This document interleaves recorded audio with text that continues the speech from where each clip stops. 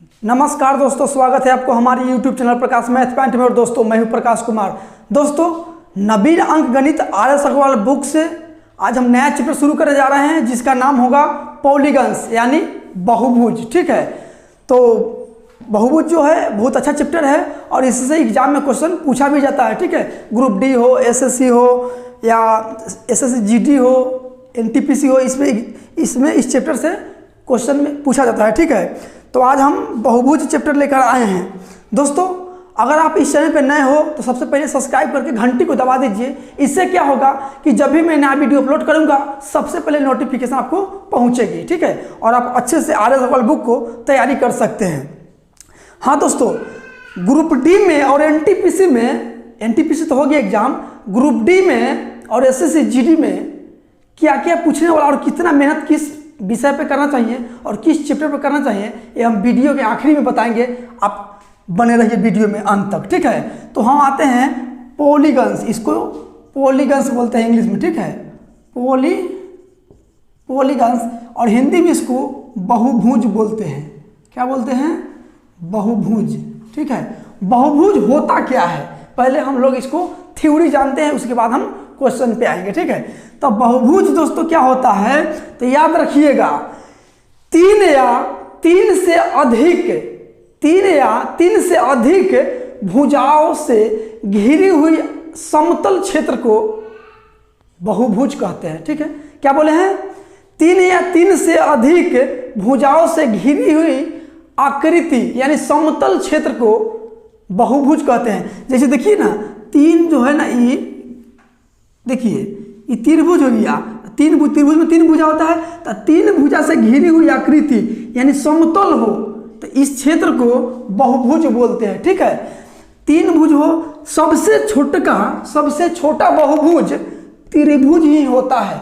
Exam में पूछ देगा कि निम्नलिखित में से सबसे छोटा बहुभुज कौन है, तो एक ऑप्शन में रहेगा त्रिभुज, भी ऑप्शन में रहेगा, तो आप त्रिभुज को टिक कर दीजिएगा। ठीक है, देखिए चतुर्भुज ये भी बहुभुज ही ये है। ठीक है, चार भुजा से घिरी हुई आकृति है, चार भुजा से घिरी हुई आकृति को ये भी बहुभुज है। ठीक है, पंचभुज, देखिए पंचभुज पांच भुजा से घिरी हुई आकृति है, ये भी बहुभुज है। ठीक है, षष्ठभुज सब जो है ना बहुभुज ही है, सतभुज, अठभुज, नौभुज, दसभुज सब होता है। ठीक है, सब तीन या तीन से अधिक भुजाओं से घिरी हुई आकृति को बहुभुज कहेंगे। ठीक है, तो बहुभुज समझ गए कि बहुभुज क्या होता है।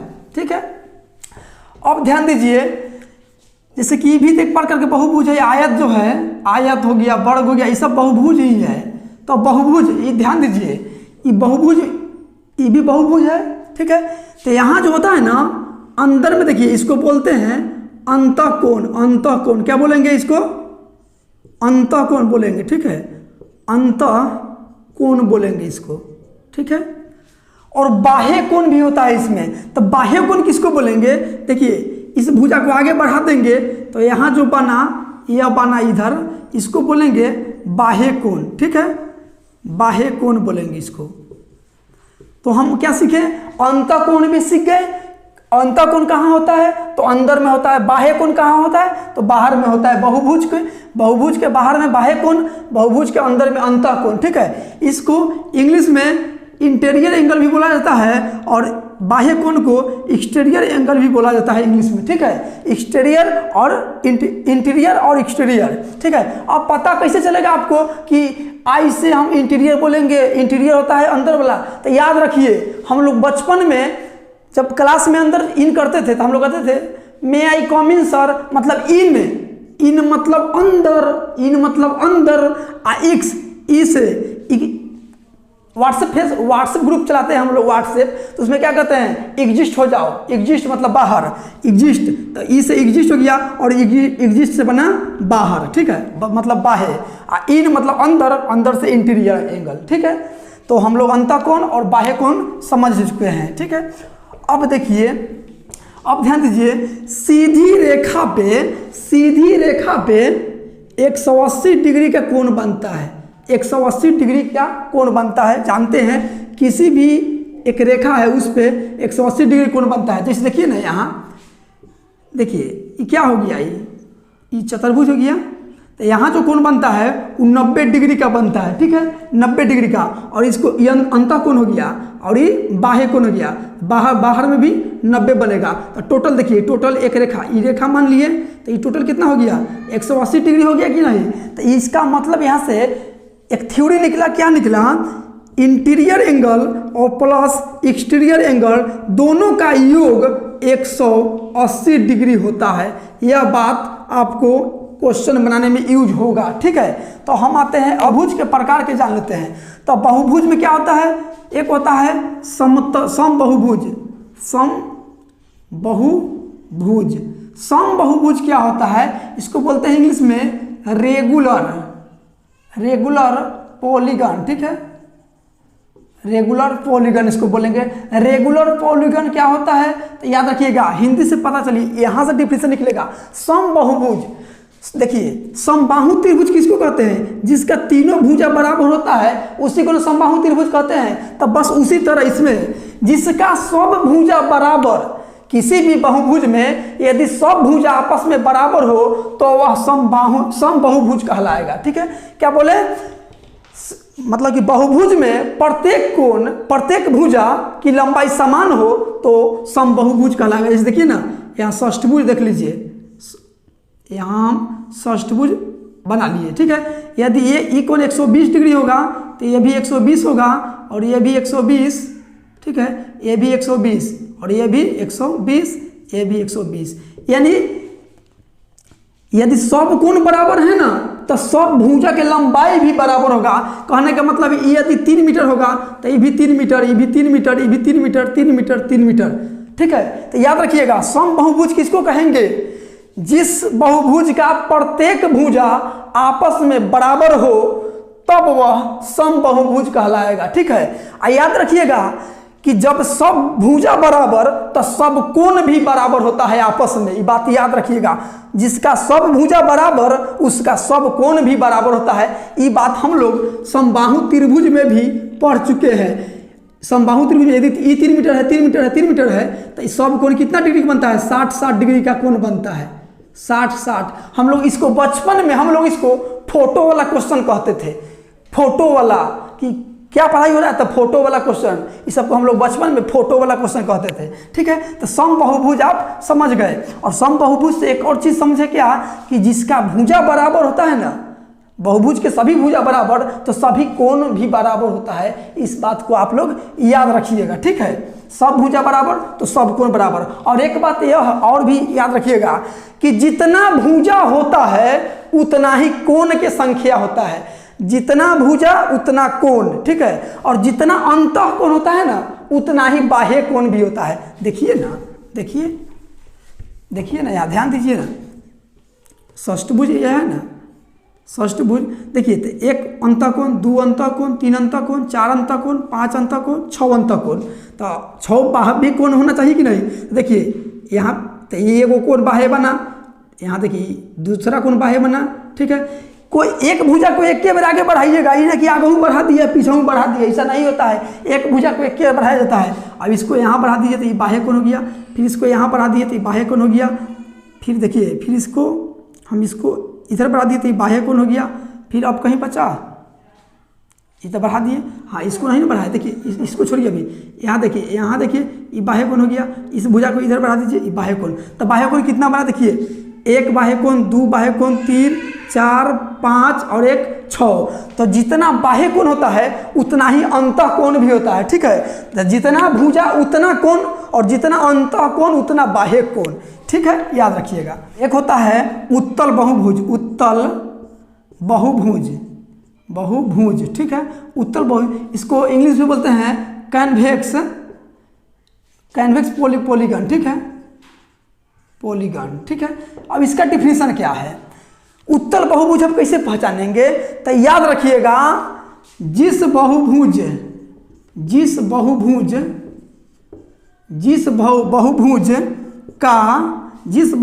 का कोई भी एक कोण, कोई भी एक अंतःकोण 180 डिग्री से अधिक न हो वह उत्तल बहुभुज कहलाएगा। बहुभुज कहलाएगा। ठीक है, तो जैसे देख लीजिए, उत्तल बहुभुज किसको कहेंगे? जिस बहुभुज का कोई भी एक अंतःकोण 180 डिग्री से अधिक न हो तो वह उत्तल बहुभुज कहलाएगा। ठीक है, एक एग्जांपल ले लीजिए, षष्ठभुज से ले लीजिए। षष्ठभुज हो गया। ये देखिए, ये जो होगा 180 नहीं होगा, एक कितना हो रहा है? 120 ना हो रहा है। षष्ठभुज में प्रत्येक कोण 120 डिग्री का होता है, ये बात भी याद रखिएगा। 120 तो 180 से अधिक कोई कोण है नहीं है, इस प्रकार इसको हम उत्तल बहुभुज कहेंगे। ठीक है, तो अब आते हैं फिर हम आगे, और होता है एक अवतल बहुभुज। क्या होता है? अवतल बहुभुज।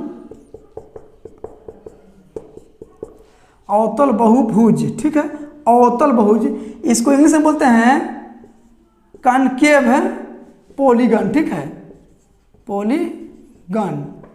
Concave polygon. इसका डिफिनेशन क्या है? तो ध्यान दीजिए, किसी भी बहुभुज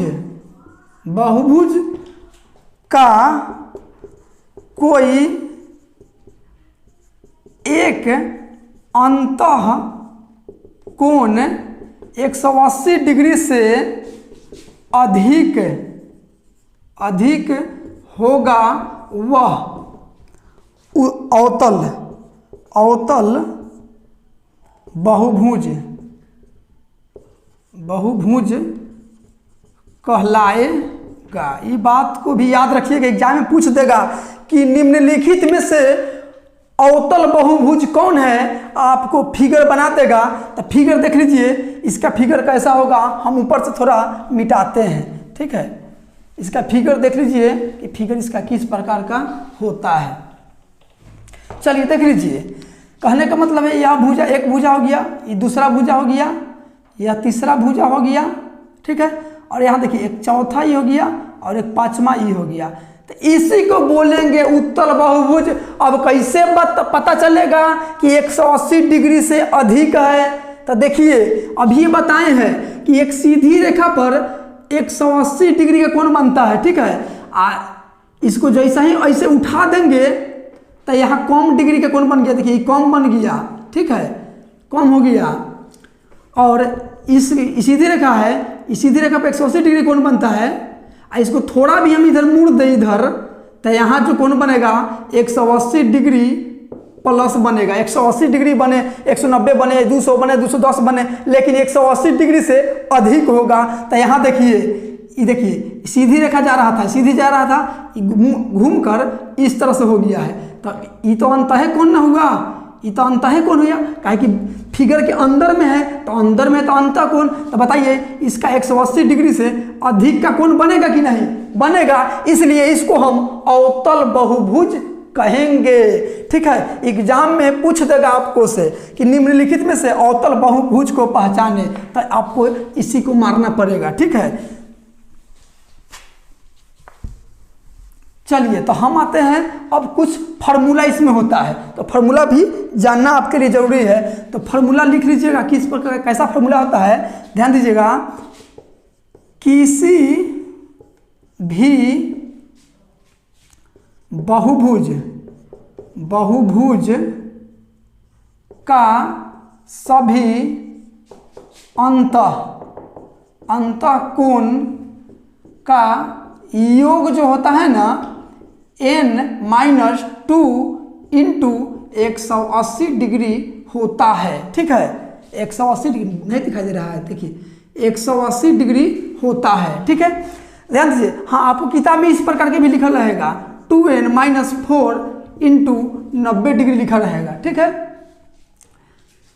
तो देखिए, तो इसको देखिए 2 कॉमन लेंगे तो क्या बचेगा, n-2 इंटू 90, तो 2 से गुना हो जाएगा, तो यहाँ 180 ना हो जाएगा। बात वही होता है। ठीक है, लेकिन किताब में इस तरह से दिया हुआ होगा। ठीक है, तो देखिए किसी भी बहुभुज का सभी अंतःकोणों का योग n-2 गुने 180 डिग्री होता है। ठीक है, तो ध्यान दीजिए, कहने का मतलब इसको हम थोड़ा एक एग्जाम्पल से बनाते हैं, एग्जाम्पल देते हैं। देखिए चतुर्भुज के चारों कोनों का योग कितना होता है? 360 डिग्री होता है। ये बात हम लोग बचपन से पढ़ते आ रहे हैं। ठीक है, तो हम फार्मूला से निकाल लेते हैं। हाँ, n जो है ना, n भुजाओं की संख्या है। ठीक है, भुजाओं की संख्या है n। ठीक है, n भुजाओं की संख्या है। देखिए इसमें कितना भुजा है? 1 2 3 4 भुजा है। तो 4 n की जगह 4 में से 2 गया 2 और गुने 180, 18 दूना 36, 360 आया कि नहीं? फार्मूला से आ गया। तो याद रखिएगा, किसी भी बहुभुज का सभी अंतःकोणों का योग जो होता है n-2 इंटू 180 डिग्री होता है, जहां n जो है भुजाओं की संख्या है।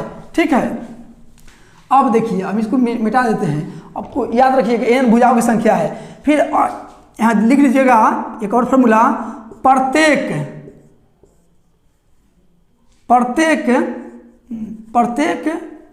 अंतः बहुभुज यहाँ लिख लीजिए, बहुभुज के प्रत्येक अंतःकोण का मान जो होता है ना दोस्तों, सभी अंतःकोण का फार्मूला क्या है? n-2 इंटू 180 डिग्री है। इसमें n से भाग दे दीजिएगा तो प्रत्येक निकल जाएगा। कहने का मतलब है 18 रुपये के पार्ले जी बिस्कुट खरीद के लाए हैं, एक पार्ले जी के दाम से भाग दे दीजिएगा तो पार्ले जी की संख्या निकल जाएगा। तो एक पार्ले जी का दाम कितना है? 3 रुपया। अब तो 5 रुपया भी आ गया, पहले 3 रुपया था। तो पहले के अति से हम बनाते हैं। ठीक है, पहले 3 रुपये था, 3 से भाग दीजिए 6 रुपये, यानी कि 6 गो चला है बिस्कुट की संख्या। तो उसी तरह टोटल के योग में 1 से भाग दे दीजिएगा ना, मतलब उसके भुजा की संख्या से भाग दीजिएगा तो एक कोण का मान निकल जाएगा। अब कहिएगा सर भुजा के योग मतलब कि अंतःकोणों का योग में भुजा की संख्या से भाग दे दीजिएगा तो कैसे निकल जाएगा प्रत्येक कोण के मान? ए भाई ऐसे निकल जाएगा। n जो है ना, हम बताए हैं शुरू में कि जितना भुजा उतना कोण, और 4 गो भुजा रहेगा तो कोण कितना? 4 कोण होगा। तो बस 4 से भाग दे दीजिएगा तो प्रत्येक कोण का मान निकल जाएगा। ठीक है, दूसरा फार्मूला हो गया। इसमें और एक फार्मूला इसमें होगा। फार्मूला क्या होगा? जैसे देखिए, किसी भी बहुभुज का सभी बाह्य कोण का योग जो होता है ना 360 डिग्री होता है। किसी भी बहुभुज का सभी बाह्य कोणों का योग 360 डिग्री ही होता है, चाहे वो 50 भुजा वाला बहुभुज काहे ना हो। देखिए ना, हम बता देते हैं, आप कहिएगा कैसे? तो देखिए हम चतुर्भुज ले लेते हैं। ठीक है, ये चतुर्भुज ले लिए तो कहने का मतलब है अंदर में कितना कोण बनेगा? 90। चारों को 90 बनेगा, चारों को 90 का बनेगा। अब देख लीजिए, तो ये तो 90 300 9 चौके 36 360 तो अंदर में बन गया। हमको तो बाहर के ना पता करना है कि 360 कैसे होगा। देखिए इस भुजा को आगे बढ़ा दिए तो यहाँ जो कोण बना ये भी 90 का बना। ठीक है, यहाँ जो इसको आगे बढ़ा दिए तो यहाँ जो बना ये भी 90 का बना। फिर इसको यहाँ बढ़ा दिया आगे, यहाँ जो बना 90 का बना। फिर यहाँ इसको बढ़ा दिए तो यहाँ जो बना 90 का बना। तो देखिए 90 180 और 90 270 और 90 360 हो गया कि नहीं? तो हो जाएगा। याद रखिएगा आप इस बात को कि किसी भी बहुभुज के सभी बाह्य कोणों का योग हमेशा 360 डिग्री होता है। ठीक है, और प्रत्येक बाह्य कोणों का मान, किसी बहुभुज के प्रत्येक बाह्य कोण का मान जो होता है ना, टोटल में आप मतलब कि टोटल में भुजा की संख्या से भाग दे दीजिएगा ना तो आपका एक कोण का मान निकल जाएगा। तो n इसलिए भुजा की संख्या बटा में रख रहे हैं कि जितना भुजा होता है उतना कोण होता है, इसलिए हम भुजा से भाग दे दिए तो हमारा एक कोण का मान निकल जाएगा। ठीक है, तो हम आते हैं अब इससे कुछ आगे एक हम एग्जाम्पल आपको देते हैं। हाँ, एक बात और है यहाँ देखिए, इस बात को भी याद रखिएगा। किसी बहुभुज का अंतःकोण एवं बाह्य बाह्य कोण का योग जो होता है ना, योग होता है हमेशा 180 डिग्री होता है। जैसे समझिए, एग्जाम्पल से समझिए। देखिए एक हम फिगर बनाते हैं, यहाँ चतुर्भुज बनाते हैं, ठीक है, चतुर्भुज। तो ये तो अंदर में 90 बना, तो इसकी रेखा को आगे बढ़ाएंगे तो ये बाह्य कोण हो जाएगा कि नहीं, तो ये भी तो 90 का बनेगा। सीधी रेखा पर 180 का कोण बनता है।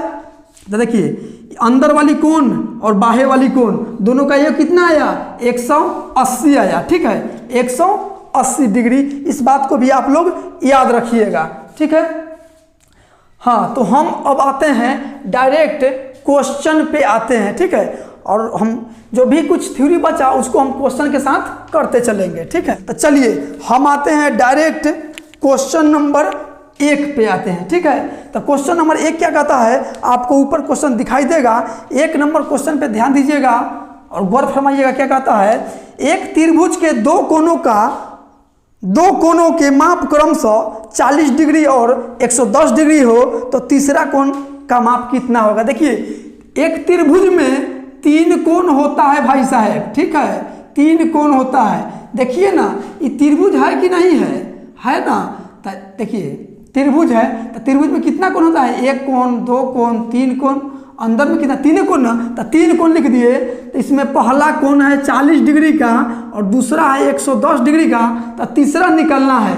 तो हम लोग जानते हैं तीनों कोणों का योग 180 डिग्री होता है त्रिभुज में, ठीक है। त्रिभुज के तीनों कोणों का योग 180 डिग्री। तो हमको तो तीसरा कोण निकलना है, तो 180 लिख देंगे। आई दोनों के 180 में से दोनों को घटा देंगे तो तीसरा निकल जाएगा। देखिए 110 और 40 कितना होता है, 150। ये घटा दीजिए यानी कि 30 डिग्री चला आया। यही तीसरा कोण का मान हो गया।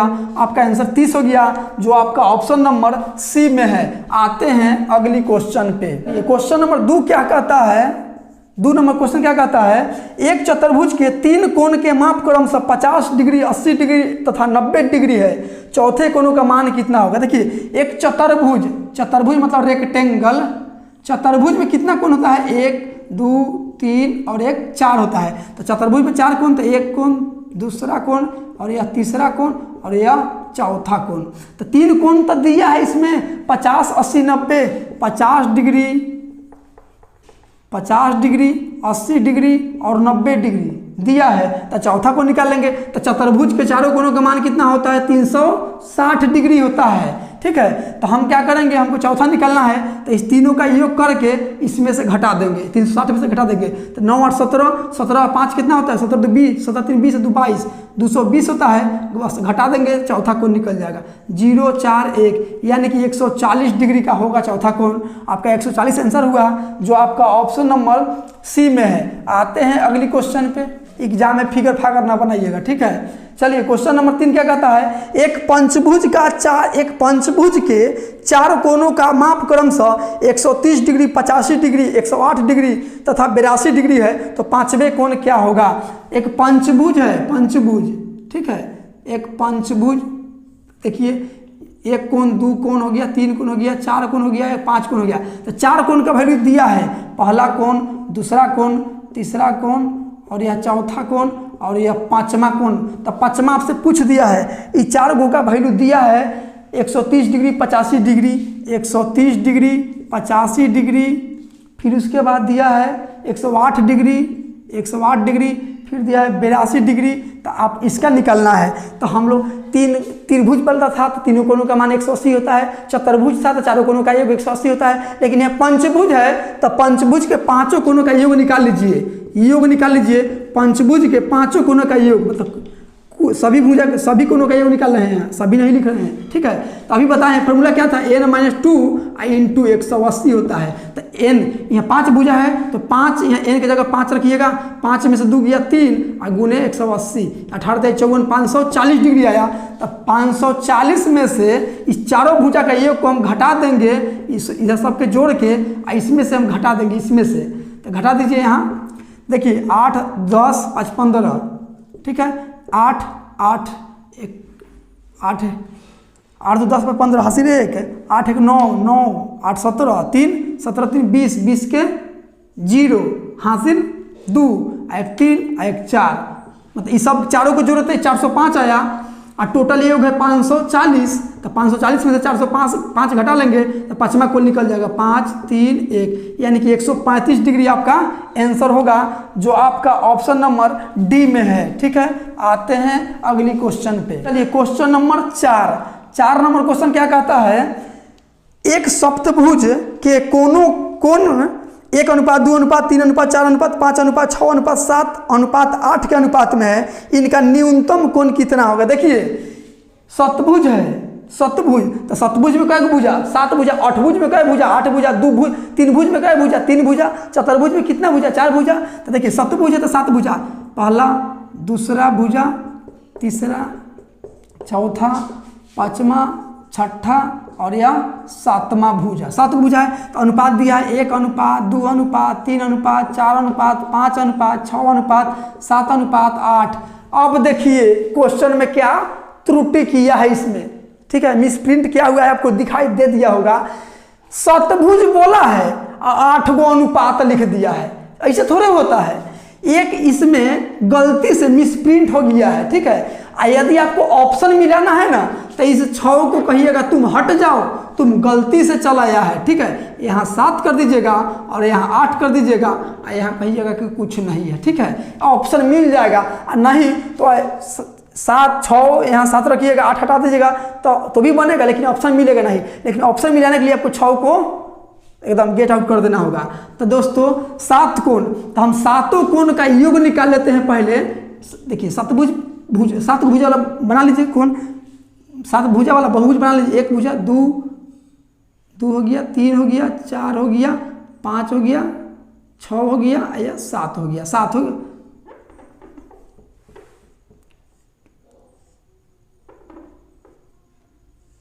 ठीक है, ये भी कोण है, ये भी एक कोण हो गया, 2 3 4 5 6 और 7। तो 7 भुजाओं का कुल हम योग निकाल लेते हैं। तो 1 बराबर क्या पढ़े हैं, n-2 इंटू 180 पढ़े हैं। तो 7 भुजा है तो n की जगह 7 रखिएगा, 7 में से 2 जाएगा 5 बचेगा, और 5 18 180, 18 5 90 यानी कि 900 कुल योग आया 900 फार्मूला के अनुसार। और जबकि अनुपात में टोटल योग कितना हो जाएगा, तो अनुपात में 8 7 15 5 20 24 और 3 27 और 3 30, अनुपात में योग हो गया टोटल 30 7 भुजाओं का। जबकि हम लोग अपना से निकाल लिए कि 900 होता है भुजाओं का योग, ठीक है। तो दोनों होता है सतभुजे का योग, इसलिए बराबर।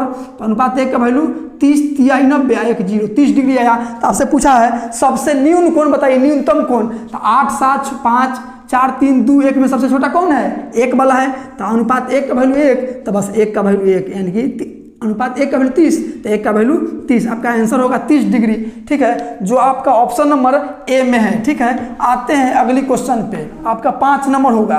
5 नंबर क्वेश्चन क्या कहता है, किसी षष्ठभुज के सभी कोणों का योग कितना होगा। अंतः न बोलेगा ना तो आप समझ जाइएगा कि अंतः पूछा है। जब क्वेश्चन में कुछ नहीं बोले कि अंतः या बाह्य, तो आप अंतः लेके चलिएगा। आप बाह्य जब बोल देगा तो कोई दिक्कत की बात नहीं है, ठीक है। तो देखिए षष्ठभुज का पूछा है, मतलब कि सभी षष्ठभुज षष्ठ मतलब 7 भुजा, षष्ठभुज मतलब हाँ 6 भुजा बोला है। सभी भुजा सभी कोणों का योग, सभी अंतः कोणों का योग। यहाँ षष्ठभुज हम नहीं लिखे हैं, ठीक है। षष्ठभुज के सभी अंतः कोणों का योग क्या होता है, फार्मूला n-2 इंटू 180। हम बार बार फार्मूला इसलिए लिख रहे हैं कि आपको याद हो जाए। तो देखिए षष्ठभुज, n की जगह 6 लिखिएगा, 6 में से 2 गया 4 और गुने 180, 18 चौका 72 यानी कि 720 डिग्री आपका आंसर हो जाएगा, जो आपका ऑप्शन नंबर डी में है, ठीक है। आते हैं अगली क्वेश्चन पे। क्वेश्चन नंबर होगा 6 नंबर क्वेश्चन क्या कहता है, किसी पंचभुज के सभी कोणों का योग। पंचभुज के सभी अंतः, जब कुछ ना बोलेंगे तो अंतः है मानिएगा, अंतः कोणों का योग। फार्मूला क्या होता है, n-2 इंटू 180 डिग्री, ठीक है। तो देखिए पंचभुज तो 5 भुजा, तो n की जगह 5 में से 2 गया 3 और गुने 180, 18 3 54 540 डिग्री आपका आंसर हो जाएगा, जो आपका ऑप्शन नंबर बी में है। ठीक है, आते हैं अगली क्वेश्चन पे। चलिए क्वेश्चन नंबर होगा 7 नंबर क्वेश्चन क्या कहता है, किसी अष्टभुज के सभी कोणों का योग, इस बार अष्टभुज बोल दिया है, अष्टभुज के सभी अंतः कोणों का योग पूछ दिया है। फॉर्मूला क्या होता है, n-2 इंटू 180 डिग्री। ठीक है, बार बार हम फॉर्मूला लिख रहे हैं आपको याद होने के लिए, नहीं तो एक बार भी फॉर्मूला याद हो जाएगा। ठीक है, देखिए अष्टभुज तो 8 भुजा, तो n के जगह 8 में से 2 गया 6 गुने 180, 18 6 के 108 और 1 0, यानी कि 1080 डिग्री का कोण बनेगा। सभी कोण का योग 1080 डिग्री होगा, जो आपका ऑप्शन नंबर डी में है। ये सब क्वेश्चन पूछा हुआ है रेलवे में। ठीक है, रेलवे के VVI प्रश्न है। ठीक है, चलिए क्वेश्चन नंबर 8 पे आते हैं। 8 नंबर क्वेश्चन क्या कहता है, एक बहुभुज के अंतः कोण समांतर श्रेणी में है जिसका सार्व अंतर 5 डिग्री है। यदि इसका सबसे छोटा कोण 120 डिग्री हो तो इसकी भुजाओं की संख्या कितनी है।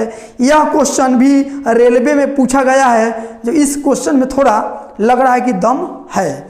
देखिए एक बोला है एक बहुभुज के अंतः कोण समांतर श्रेणी में है। अंतर में जो कोण है ना, कोई बहुभुज माना लीजिए, इसमें बहुभुज होगा, ज़्यादा भुजा वाला बहुभुज होगा। ठीक है, 8 भुजा 9 भुजा 10 भुजा, तो अंतः कोण। ठीक है, अंतर कोण जो है ना समांतर श्रेणी में है, तो अंतर कोण समांतर श्रेणी में है, तो समांतर श्रेणी में अगर होगा तो उसका मतलब अंतर भी होगा, कुछ ना कुछ अंतर होगा। इसमें बोला है जिसका सार्व अंतर 5 है, तो सार्व अंतर 5, तो हम लोग डी से सूचित करते हैं। अंतर को हम लोग समांतर श्रेणी में डी से सूचित करते हैं और डी का वैल्यू 5 है। फिर बोला है यदि इसका सबसे छोटा कोण 120 है। छोटा कोण मतलब कि पहला कोण, पहले कोण ना छोटा होगा। यदि पहला कोण 120 डिग्री है तो पहला कोण समांतर श्रेणी में पहला वैल्यू को हम लोग ए से सूचित करते हैं, तो 120 डिग्री है। ठीक है, अब बोला है कि भुजाओं की संख्या ज्ञात करें। तो दोस्तों समांतर श्रेणी से हम पहले बहुभुज का योग निकाल लेते हैं। जब समांतर श्रेणी में है तो समांतर श्रेणी के योग से फॉर्मूला, समांतर श्रेणी के योग से हम अंतःकोणों का योग निकाल लेते हैं। तो समांतर श्रेणी के योग बराबर क्या होता है, n/2 into 2a plus n-1 into D. यही होता है समांतर श्रेणी का योग बराबर फॉर्मूला होता है। हम लोग समांतर श्रेणी में 9th और 10th में भी पढ़े हैं। ठीक है, समांतर श्रेणी के फॉर्मूला से योग इतना हो गया, और जबकि वही बहुभुज का योग हम लोग बहुभुज के नियम से कैसे निकालते हैं, n-2 गुने 180 कर देते हैं, तो बहुभुज का मतलब कोई भी बहुभुज का योग निकल जाता है। तो बहुभुज के नियम से योग आया इतना, और समांतर श्रेणी के फॉर्मूला से योग आया इतना, और दोनों एक के बहुभुज के हैं, इसलिए दोनों वैल्यू बराबर। अब यहाँ से आप लोग सिद्ध कर लीजिएगा, ऐसा तो किताब में भी दिया है। ठीक है, तो यहाँ से आपका आंसर यहाँ 2 चलाता है, एक चलाता है 16 और एक चलाता है 9। ठीक है, अगर ऑप्शन बाई ऑप्शन बनाइएगा पुट करके, तो n की जगह यहाँ डालिएगा, ए की जगह क्या है, यहाँ ए की जगह यहाँ देखिए 120 है, तो यहाँ ए की जगह 120 लिखिएगा, डी की जगह 5 है तो 5 लिखिएगा। ठीक है, तो इस तरह से ही फिर 2 यहाँ भाग में, इधर आएगा तो गुना में, इस तरह से बना सकते हैं। लेकिन ऐसा तो जब ऐसा पढ़ना ही रहता तो बुक में भी दिया हुआ है, बुक में काहे न पढ़ लेंगे। जब हम पढ़ा रहे हैं तो कुछ नया चीज़ सीखिएगा तब ना हमसे पढ़िएगा। ठीक है, इसलिए आप लोग यहाँ से सॉल्व कर लीजिएगा। हाँ, ऑप्शन में आएगा आपका आंसर जो आएगा ना 16 और 9 दोनों आएगा, लेकिन 16 आपका इसलिए नहीं होगा कि कोई भी बहुभुज के अंतःकोण जो होगा ना, अंतःकोण सीधी रेखा पर नहीं बनता, ये बात आप लोग जानते हैं। तो यहाँ TN का फॉर्मूला आप लोग जानते हैं अंतिम टर्म निकालने के लिए, यानी कि 16 जब रखिएगा ना, 16 अंतिम टर्म में 16 रखिएगा। ठीक है, तो आपका 180 डिग्री से ज़्यादा का कोण बन जा रहा है, इसलिए 16 ऑप्शन आपका सटीक नहीं होगा, मतलब आंसर नहीं होगा। ऑप्शन 9 वाला आंसर आपका होगा। ठीक है, तो हम डायरेक्ट इसको ट्रिक से बना देते हैं। आप लोग इस फॉर्मूला पे आप लोग सॉल्व कर लीजिएगा। ठीक है, देखिए हम इसको शॉर्ट कैसे बनाते हैं। तो अभी हम लोग पढ़े हैं थ्योरी में कि इंटीरियर एंगल और प्लस एक्सटीरियर एंगल का योग जो होता है 180 डिग्री का होता है भाई साहब। हम लोग पढ़े हैं और कैसे होता है ये बात को भी हम लोग सीख चुके हैं इससे पीछे अभी, ठीक है। तो देखिए कहने का मतलब है कि पहला कोण 120 डिग्री होगा इंटीरियर एंगल, इंटीरियर मतलब अंतः कोण 120 होगा, तो बाहर कोण मतलब एक्सटीरियर कितना होगा 60 होगा, तब तो दोनों का योग 180 हो जाएगा, ठीक है। इस बात को इसके अनुसार हम बना रहे हैं। जब पहला कोण 120 होगा अंदर वाला, इसका मतलब है कि उसके बगल वाला 60 होगा, ठीक है। फिर अगला 5 बढ़ेगा, 5 का अंतर है, तो अगला 125 होगा, तो इसका मतलब है 180 यानी कि ये 55 हो जाएगा, ठीक है। फिर इसके अगला 130 हो जाएगा, तो ये कितना हो जाएगा 50 हो जाएगा।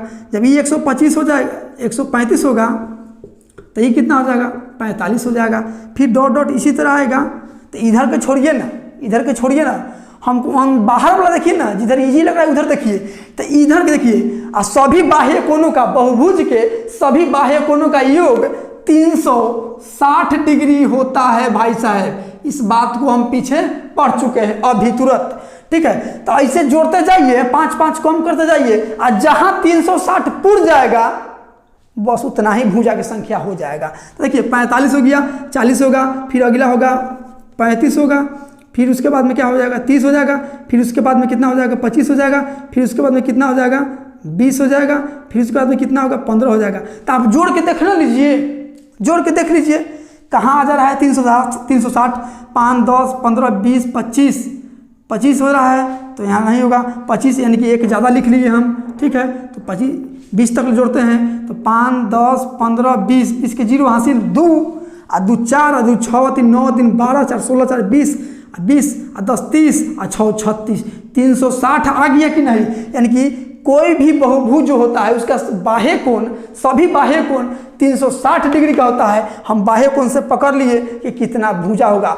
और जितना कोण उतना भुजा होता है। तो कितना भुजा होगा, कोण कितना है 1 2 3 4 5 6 7 8 9 गो भुजा हुआ, तो इसका मतलब है 9 गो कोण हुआ तो 9 भुजा भी होगा। यही आपका आंसर हो जाएगा, ठीक है, जो आपका ऑप्शन नंबर बी में है। आते हैं अगली क्वेश्चन पे। चलिए 9 नंबर क्वेश्चन क्या कहता है,